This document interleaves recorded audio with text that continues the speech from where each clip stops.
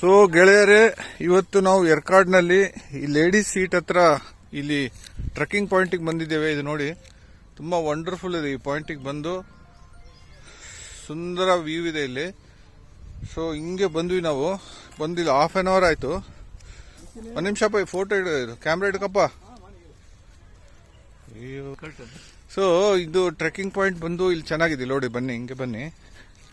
So ಚೆನ್ನಾಗಿದೆ ಇಲ್ಲಿ. So ಈ ತರ ಬಂದ್ರೆ ಇಟ್ಸ್ ವೆರಿ ನೈಸ್.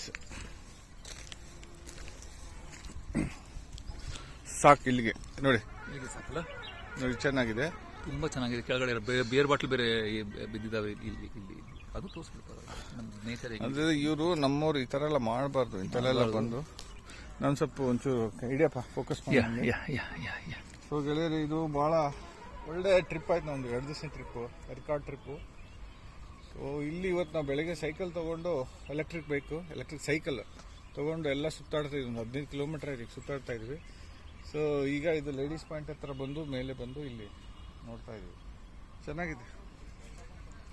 ಸೊ ನೀವು ಬನ್ನಿ, ಪ್ಲಾನ್ ಮಾಡ್ಕೊಂಡು ಬನ್ನಿ.